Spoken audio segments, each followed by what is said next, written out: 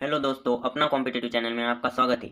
आज हम electromagnetic induction के 13 मोस्ट आईएमपी सिलेक्टेड पीवाई कुछ इस सेशन में कवर करने वाले हैं। विद इन 15 मिनट्स के अंदर अंदर इस सेशन में कंप्लीट कर दूंगा। तो चलिए शुरू करते हैं। अब तक वीडियो को अगर लाइक नहीं किया तो लाइक करना मत भूलिए। तो यहाँ पर फर्स्ट क्वेश्चन है, यहाँ पर a coil having effective area A held in plane normal to magnetic field of induction B, the magnetic induction is reduced to 25% its initial value in 2 second. Reduce to 25%, मान लीजिए पहले magnetic field भी थी, उसको reduce किया इन 2 second 25% तक reduce किया, यानी कि बचा कितना B/4 बचा, मतलब 1/4 हो गया ना 25%।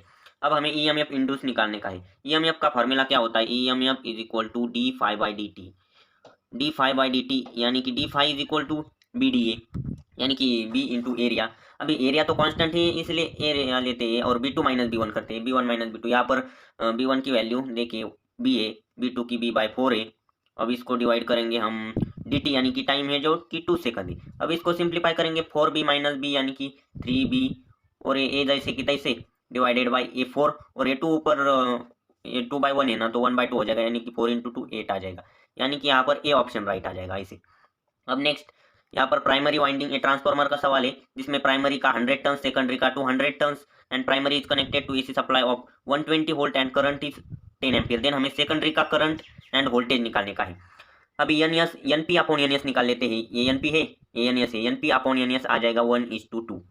अब वही इक्वल होता है E P upon E S के, E P upon E S. अभी हम 1/2 is equal to E P की वैल्यू यहाँ पर हमें गिवन है 120 वोल्ट, एंड ई एस जैसे कि तैसे लिखेंगे हम ई एस। अभी हमें ई एस क्या पता चल जाएगा, ये 2 इधर भेज देंगे तो 240, यानी कि बी या फिर ए ऑप्शन राइट आ जाएगा 240। अब हमें यहाँ पर करंट 10 एम्पियर है। अब करंट के केस में क्या होता है, E S upon E P, नहीं ई एस नहीं, करंट आई है ना, यानी कि I S upon I P is equal to 1:2 आ जाएगा, यानी कि N P upon N S. अब यहाँ पर आई एस की वैल्यू कितनी गिवन है, 10 एम्पियर गिवन है। हम यहाँ पर आई एस की वैल्यू 10 रख देते हैं डायरेक्टली, यहाँ पर 10 रख दी। अब आई पी को उधर भेज दो। एक मिनट, यहाँ पर देखिए कंफ्यूजन हुआ कि नहीं। यहाँ पर एक्चुअली ये जो 10 वैल्यू है ना आईपी की थी ना, प्राइमरी की है ना, ऐसी मिस्टेक्स हो जाती है अक्सर, सिली मिस्टेक, इसलिए थोड़ा ध्यान से सवाल को सॉल्व कीजिएगा। अब ऐसा आ गया ना, यहाँ पर आई एस है, एक्चुअली आई एस निकालना है। ये 10 को उधर भेज दिया, 10/2 यानी कि 5, ये राइट ऑप्शन ए आ जाएगा। तो फिर ऐसे ये ऑप्शन राइट है, बी गलत है। अभी third, metallic ring is attached to wall and when north pole is brought near then induced current is in which direction। अब देखिए नॉर्थ पोल से साउथ पोल मैग्नेटिक फील्ड जाती है, लाइंस ऐसे। अब ऐसे जाती है तो ये रिंग है ना, इसमें कैसे करंट इंड्यूस होगा, ऐसे होगा। क्यों ऐसे होगा, तो देखिए मैं आपको राइट हैंड रूल से भी हम इसको सिंप्लीफाई कर सकते हैं। क्योंकि ये ऐसे ना, तो यहाँ पर जो मैग्नेटिक लाइंस इस कॉइल में होगी वो नीचे की तरफ, मतलब यहाँ से नीचे जाएगी और यहाँ बाहर की साइड से ऊपर आ जाएगी, ऐसे आ जाएगी। अभी हम इस राइट हैंड के फिंगर्स को इस नीचे की डायरेक्शन में ऐसे डालेंगे तो थंब इधर तक आ जाएगा ना, इस डायरेक्शन में, यानी कि ऐसे आ जाएगा। ये जो डायरेक्शन है ना, ये कौन सी डायरेक्शन, क्लॉकवाइज डायरेक्शन, तो भी ऑप्शन राइट आता है। अभी नेक्स्ट, मैग्नेटिक फ्लक्स इनिशियली 4 × 10⁻⁴ है, it reduces to 10% original value, and हमें इंड्यूस ईएमएफ की वैल्यू पता है 0.72 मिलीवोल्ट। देन हमें ओरिजिनल यहाँ पर क्या पता है, यहाँ पर टी पूछा है, टाइम कितना होगा जबकि 10% रिड्यूस होगी वैल्यू। तो अब देखिए इसको कैसे सॉल्व करेंगे हम। इट रिड्यूसेस टू 10% रिड्यूस हो गई है, यानी कि 10 अपॉन रिड्यूसेस टू बोला है ना, तो 10/100 10% हो गई है। 4 × 10⁻⁴ लिख देते हैं हम, जैसे तैसे 4 × 10⁻⁴। अब यहाँ पर ये कैंसिल कर देता हूँ मैं 0, और ये 10 है ना ऊपर चला जाएगा, तो 10⁻⁵ आ जाएगा ये। अभी ईएमएफ है 0.72 मिलीवोल्ट, यानी कि 10⁻³ वोल्ट आ जाएगा।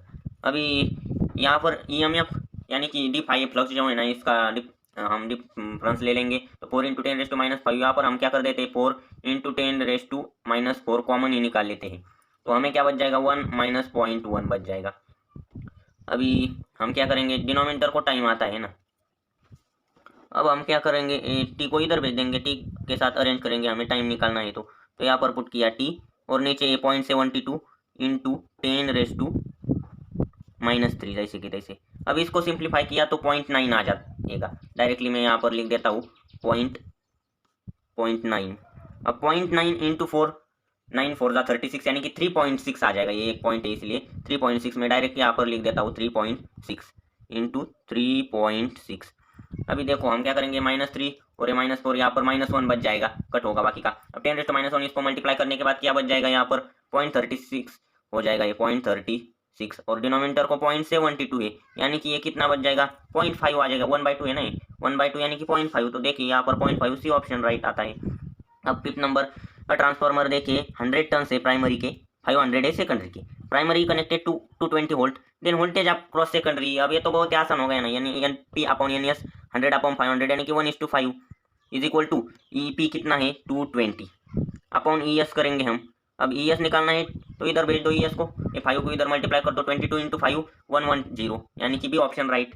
अभी next 220 volt input supply to transformer, output circuit draws this current, यानी कि ये जो वैल्यू है ना आई एस की आ जाएगी एट 440 वोल्ट। अब ये ई एस की वैल्यू, ये एक्चुअली इनपुट है ना इसलिए ई पी की वैल्यू है, ये ई पी की वैल्यू।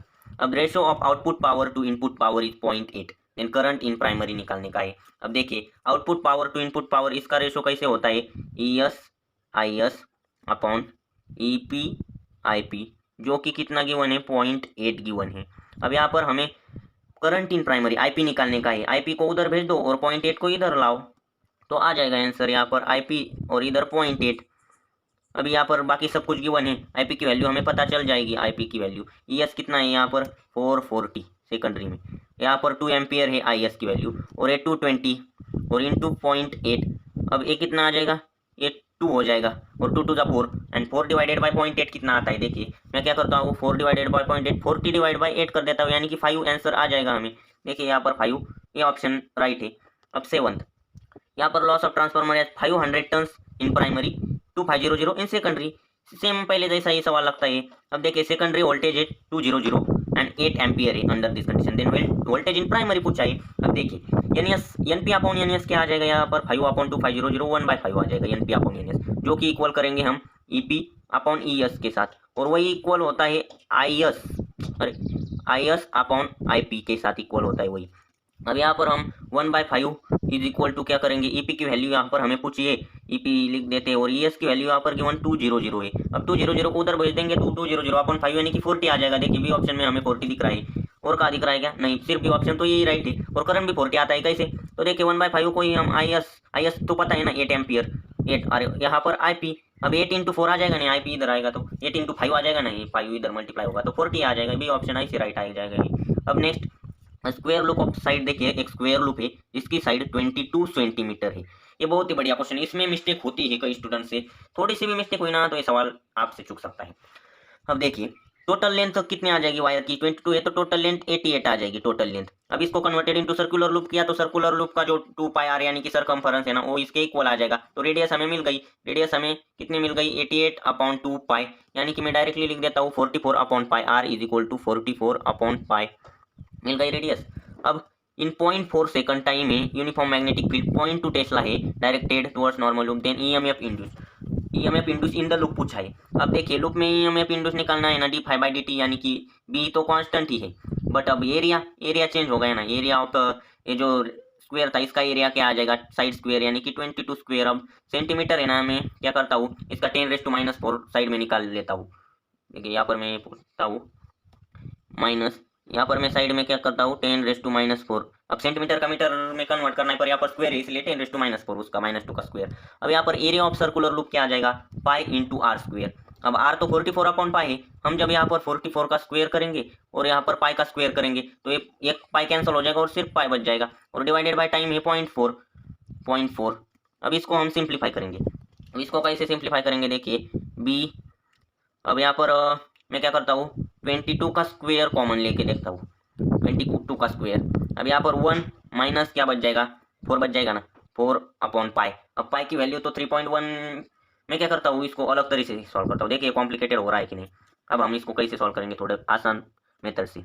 देखिए b × 22 का स्क्वायर, इसको पहले ऐसे ही रख देते हैं माइनस 44 है ना, ये 44 × 44 अपॉन ये जो पाई की वैल्यू है ना हम 22/7 भी तो लिख सकते हैं ना, और यहाँ पर 4.4 जैसे कि तैसे इंटू 10⁻⁻⁴। अब देखिए 22 और ये 44 यहाँ पर 2 बच जाएगा और ये 4 यहाँ पर इसको मल्टीप्लाई कर देंगे हम, तो देखिए आसान हो जाएगा कुछ हद तक। अब देखिए b इंटू यहाँ पर 22 का स्क्वायर कितना है होता है 4 484 22 का स्क्वायर होता है माइनस। अब 42 यहाँ पर 88 आ जाएगा और 88 × 7 कितना आ जाएगा 7 8 जा 56 5 और 7 8 56 यानी कि 61। अब यहाँ पर हमने मतलब पहले सर्कुलर का लेना था और फिर यहाँ पर क्योंकि एरिया ऑफ सर्कल ये बड़ा होता है कुछ, इसलिए इसकी सब्ट्रैक्शन कितनी आ जाती है यहाँ पर 0.4 जैसे कि तैसा, और इंटू 10⁻⁻4b। अब इसकी सब्ट्रैक्शन 132 आ जाती है। देखिए हम b इंटू, अब b की b 0.2 वैल्यू पुट कर देते हैं ना, हम 0.2 थी ना वैल्यू b की। देखिए यहाँ पर b की वैल्यू हम पुट कर देते हैं 0.2, और 0.2/0.4 यानी कि 1/2 ही आ जाता है, डायरेक्ट मैं 1/2 लिख देता हूँ, और इंटू ये सब्ट्रैक्शन आ जाता है 132। अब मॉड लेते हैं हम, इसलिए माइनस साइन कंसीडर नहीं करते अब यहाँ पर, इंटू 10⁻⁻4। अब ये 132 यानी कि ये देखिए 66 इसका डिवाइड करेंगे तो 66 इंटू 10⁻⁻4। अब ये 6.6 इंटू 10⁻⁻3 भी कर सकते हैं। अब देखिए ऑप्शन यहाँ पर 6.6 इंटू 10⁻3 वोल्ट। अब इसको ऐसे सॉल्व करना था, ज़्यादा कुछ नहीं, हमने बस क्या किया, पहले जो सर्कल था और उससे उसकी जो टोटल लेंथ है ना पेरीमीटर, उसको सर्कल उस तरह से हमने रेडियस निकाली, और दोनों का एरिया चेंजेबल है इसलिए उसका सब्ट्रैक्शन कर दिया, तो इसीलिए थोड़ा सा आपको बड़ा लग रहा है। इसमें कैलकुलेशन है ज़्यादा, बट ये मतलब डिफिकल्ट तो नहीं ना। अब यहाँ पर देखिए सेल्फ इंडक्टेंस यहाँ पर 5 है, एल की वैल्यू, करंट है 2, एंड मैग्नेटिक फ्लक्स प्रोड्यूस हमें पूछा है। अभी देखो, अब इसको कैसे सॉल्व करेंगे, तो देखिए एक फॉर्मूला तो आपको पता ही है ना, E = L/di/dt, ये फार्मूला होता है, ये तो पता ही। अब इसी को ई की वैल्यू दूसरी भी तो होती है ना, एक d∅/dt भी होती है ना, d∅/dt। अब यहाँ पर हम क्या करेंगे, इसको डिफरेंशिएशन हम निकाल लेते हैं, तो therefore L into I is equal to 5 मिल जाएगा हमें, बाकी का कैंसिल कर देते हैं यहाँ पर। अब देखिए यल तो कांस्टेंट है, जो कि हमें कितना गिवन है, 5 मिली हेनरी है, 5 milli henry, 5 milli henry. And I की वैल्यू कितनी है यहाँ पर 2 एम्पियर है, तो 5 इंटू 2 इज इक्वल टू 10 आ जाएगा, बट 10 मिली वेबर आ जाएगा, मिली वेबर।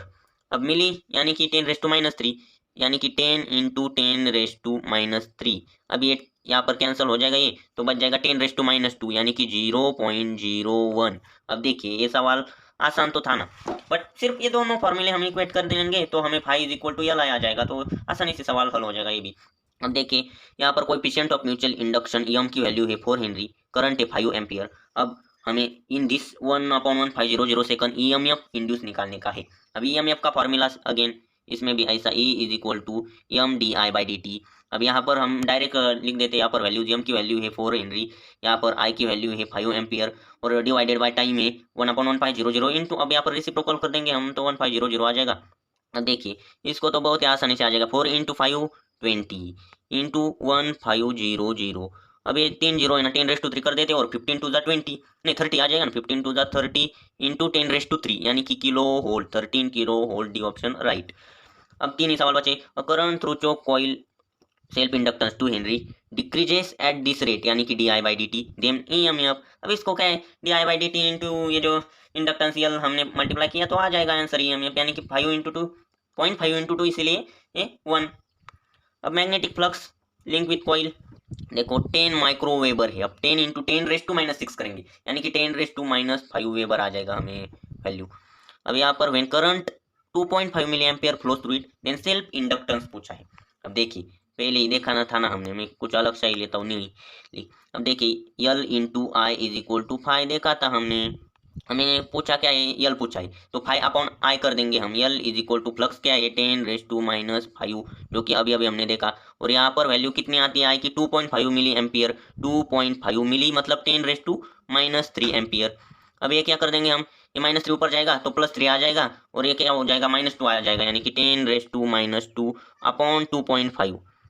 अब इसका आंसर क्या आ जाएगा, मैं क्या करता हूँ ना यहाँ पर देखिए 100 से मल्टीप्लाई नहीं 10 से मल्टीप्लाई और डिवाइड कर देता हूँ, तो देखिए 10 से मल्टीप्लाई किया इंटू 10⁻³ कर देता हूँ ना मैं डिवाइड करने से वजह, और यहाँ पर 2.5 तो ये जो हो जाएगा ना ये 4 हो जाएगा, 4 इंटू 10⁻³ यानी कि 4 मिली हेनरी आ जाएगा। अब ये लास्ट क्वेश्चन देखिए यहाँ पर, अब ये बहुत ही बढ़िया क्वेश्चन है, इसमें कई स्टूडेंट कंफ्यूज हो जाएंगे। यदि आपने वीडियो लास्ट तक देखा है तो कांग्रेचुलेशन, ये बहुत ही जबरदस्त क्वेश्चन है, ये बहुत ही बढ़िया आ भी सकता है। देखिए यहाँ पर ये तो रेशियो तो गिवन है, पर यहाँ पर power output and input power neglecting losses equal to, यहाँ पर क्या पूछा है, रेशियो गिवन है if the power output P है, आउटपुट पावर पी है तो इनपुट पावर कितना, आप देखिए ट्रांसफार्मर में इनपुट पावर IP मतलब P input is equal to P output, ये तो पता ही ना, तो ये पी हो जाएगा तो ये भी तो पी हो जाएगा ना। तो स्टूडेंट यहाँ पर 3/2 यानी कि उनको लग सकता है 3/2 यानी कि 1.5 तो नहीं होगा ना, बट यहाँ पर इनपुट पावर आउटपुट पावर तो ट्रांसफार्मर में सेम होता है ना, पावर का फॉर्मूला पावर तो सेम होता है, इसीलिए सी ऑप्शन राइट। तो इसको ऐसे सॉल्व करना था। ये कैसा लगा क्वेश्चन कमेंट में जरूर बताइए, और वीडियो को टिल वॉच एंड तक देखने के लिए धन्यवाद। वीडियो को लाइक करना मत भूलिए, चैनल को सब्सक्राइब कीजिए ताकि ऐसे ही आपको वीडियो मिलती रहे, और नोटिफिकेशन बेल भी दबाना मत भूलिए। मिलते हैं अब नेक्स्ट वीडियो में, बाय बाय।